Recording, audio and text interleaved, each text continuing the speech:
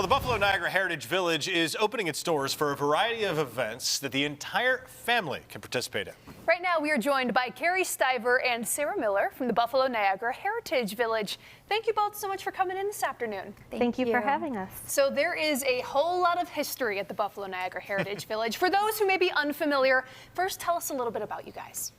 We are a history village museum located in Amherst. We have a historic village that contains 10 historic buildings that were moved there from their original location.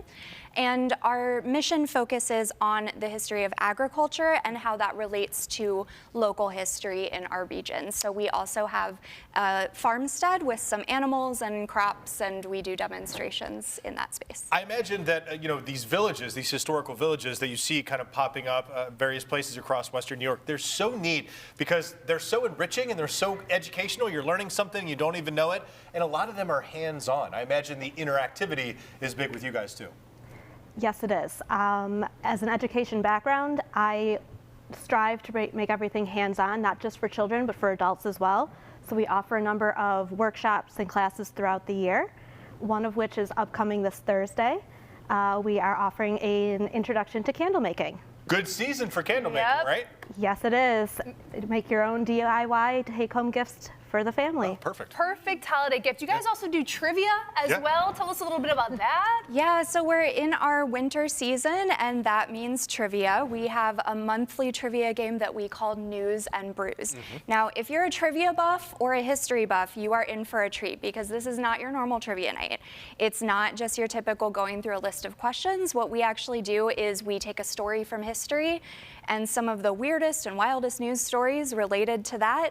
We go through a little journey, and the trivia questions are interspersed throughout, so you're not going to get this experience anywhere else. And what you just said, the word you used, I think is appropriate, in that it is an experience, not just sitting down and kind of firing questions or answers away at people. That is good news. So people want to find you, and that kind of leads us into our next question, because you are moving at some point. Tell us where people can find you now, and then when and where people will be able to find you in the future. Yeah, so in the upcoming year, you're gonna get all of your favorites. So we're gonna be on our current location. If you're familiar with our Maple Festival, you'll be excited to learn that the Pancake Breakfast is coming back in March. Awesome. Halloween, all of your favorites are gonna be happening along with our workshops and education programs.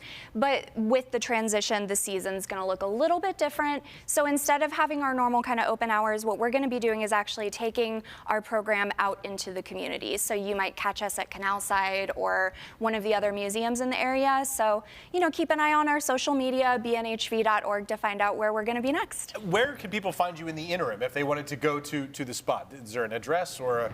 Yeah, so our current location is at the corner of Tonawanda Creek and New Road in Amherst, and our website, bnhv.org, has all of our upcoming programs, like the candle workshop this week and the trivia on December 8th.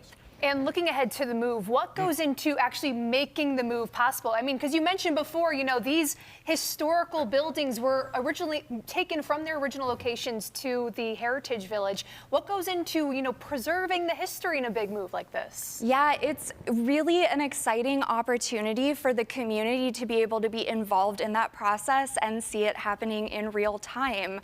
The move gives us an opportunity to really take a good look at these buildings and make sure that they're in the condition that they need to be.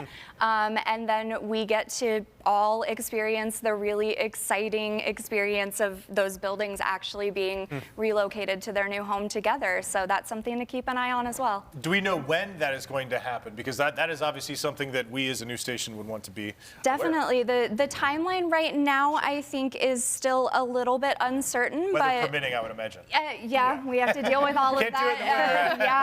Today is a good example of how that goes. But we'll definitely keep everyone posted. So once again, just keep an eye on us. I know you guys also have a bunch of volunteer opportunities available. If there are people who are interested in that, or maybe looking to make some candles, take part in some trivia, where can people find you guys? Definitely bnhv.org, social media, or you can go ahead and just give us a call. Excellent. All right. Sarah, Carrie, thank you guys so much for being here. We appreciate it. Best of luck with your continued programming and then the big move coming up. Thank you so much for having us. Thanks.